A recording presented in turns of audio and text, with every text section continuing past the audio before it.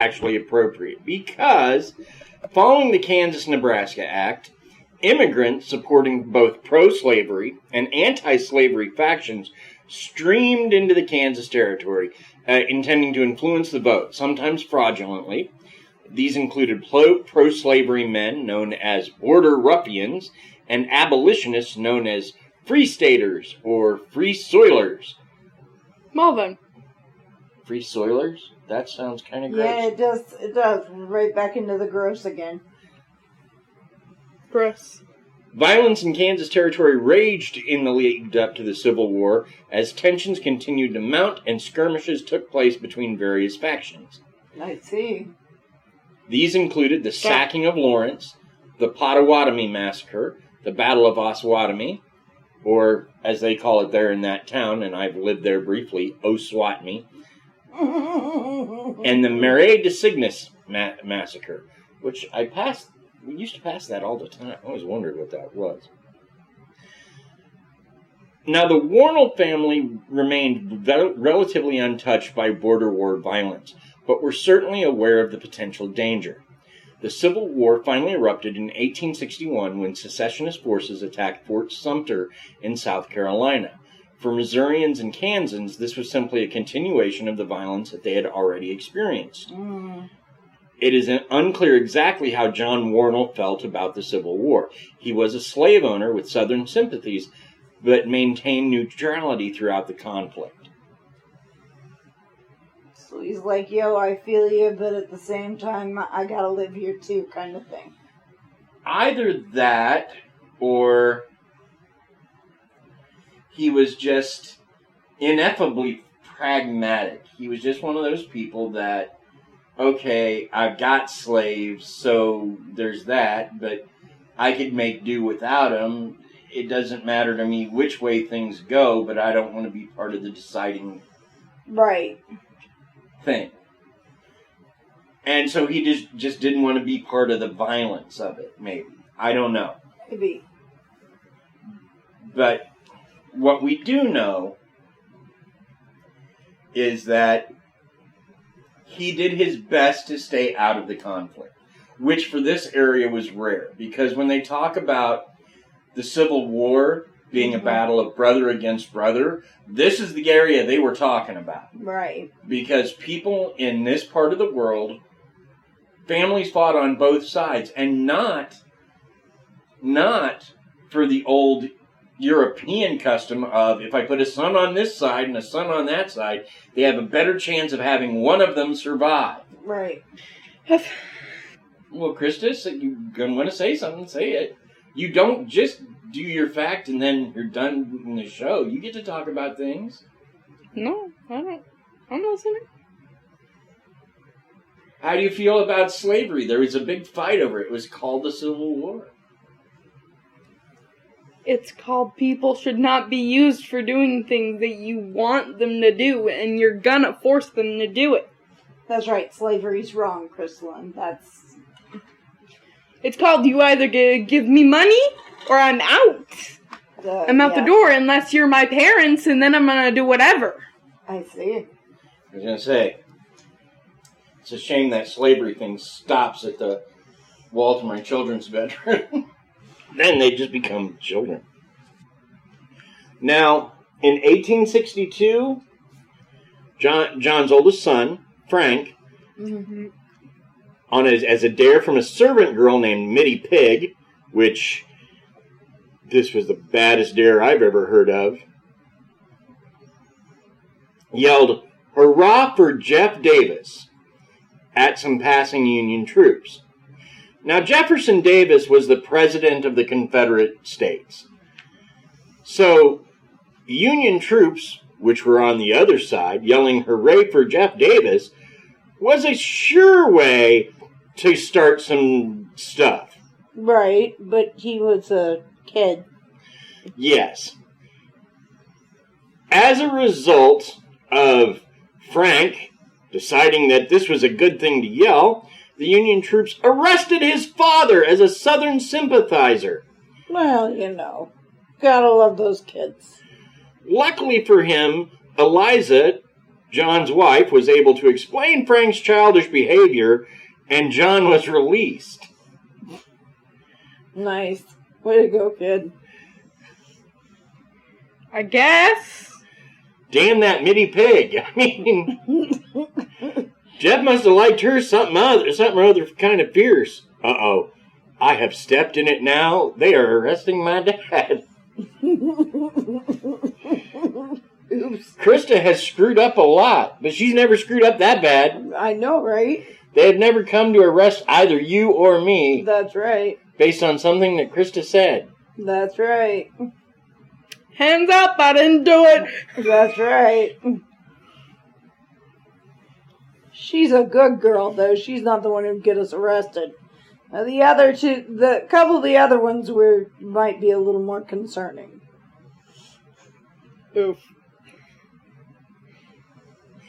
Now, in early 1863, Colonel Charles Jennison, also known as Doc Jennison, leader of the 7th Kansas Cavalry, commandeered the Wornall home as his headquarters. About 200 men occupied the farm for 8 days. He burned fences, killed livestock, and destroyed crops. At the end of the 8 days, Jennison admitted he'd come to kill John because he thought he was a Southern sympathizer, but left peacefully, impressed by the hospitality he'd received. He paid $2,800 to John for damages done to the farm. Wow, looky there. That was mighty big of him. Ah, The little Princess Bridie, but whatever. In August of 1863, the Union Army attempted to establish control by issuing Order Number 11. This order gave residents, regardless of loyalty, living in several Missouri counties, 15 days to evacuate their homes. The intention was to cut off support for Southern-aligned bushwhackers. John Wornall signed a loyalty oath and purchased a home in downtown Kansas City to escape the violence. Many homes were burned to the ground after the order, but the Wornall house was luckily untouched, although it was looted. The Wornalls returned to their home sometime in late 1863, early 1864. And now we know. Despite being known for having some amount of Southern allegiance, John was robbed and threatened by bushwhackers at least twice in 1864. On one occasion, John was almost hung from his own balcony by bushwhackers in a botched robbery attempt.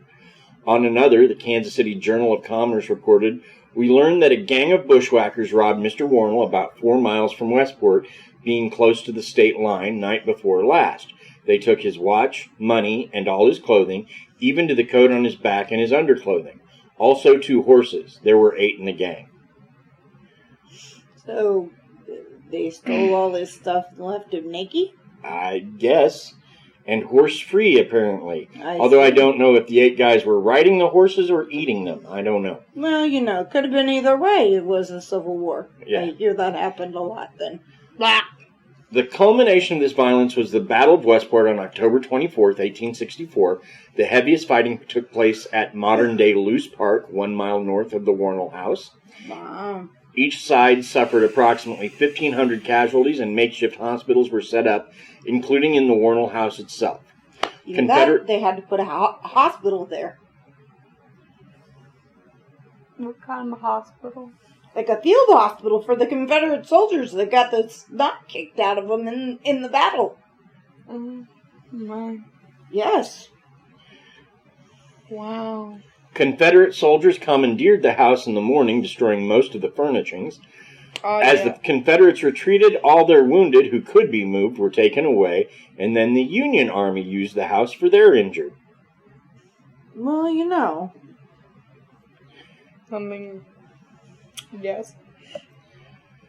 Frank Wornall is quoted as saying, "In a few hours the house was full of the wounded and dying," which, Frank Wornall apparently got smarter after yelling, "Hooray for Jeff Davis" at Union troops. So, there you go.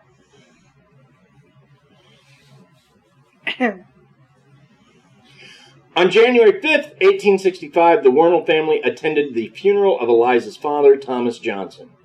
Johnson was killed by bushwhackers, probably because of his perceived betrayal of the Southern cause. Johnson was a slave owner and politically supportive of the pro-slavery cause for many years, before eventually declaring his support of the Union in the early years of the war. On their way back from the funeral, the family received a letter warning them not to return to the Wornall house without sufficient protection under threat of death. The family fled to the safety of their downtown Kansas City home. Although the war ended in April 1865, they did not return to the Wornall house until 1874. Wow. So that's the history of the home up to a point. Up to a point. That point being the Civil War. There's a lot more we can talk about, and we will, but I think it's important that we stop here. And hear from our sponsors? And hear from our sponsors. Yay! I like sponsors. Sponsors? Yes, sponsors.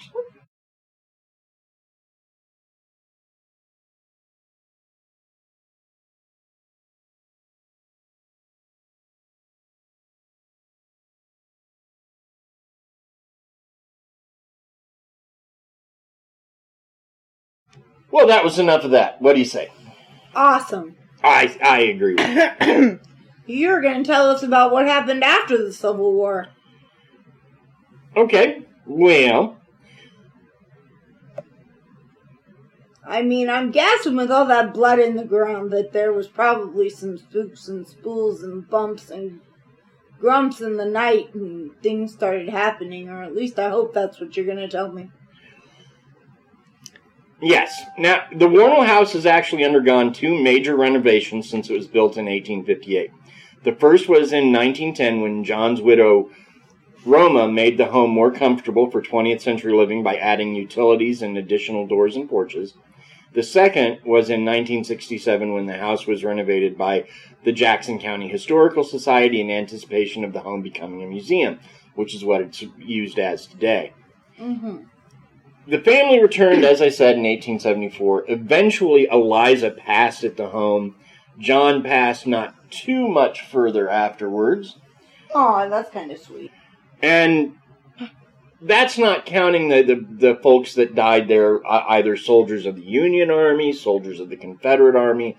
The place had both. Well, yeah. And while it did not suffer the same fate as some of the hotels and houses in places like Appomattox or any of the other big battles of the Civil War, Mm-hmm. it saw its share of death. Well, yeah. I mean, it's not exactly like they were Grey's Anatomy or anything back then as far as their medical abilities. I mean, wasn't that about the time that we discovered that bacteria and infection, and I think they discovered blood types sometime around then in the Civil War era too. So yeah, and part of the reason that the Civil War was such a bloody conflict is just the sheer damage some of these men took. well, I mean, they were using things like cannonballs. One cannonball shot out of a cannon literally could go through 10 or 12 people and take off arms and legs, and they're just these big old balls of solid metal. Well, that's the cannonballs.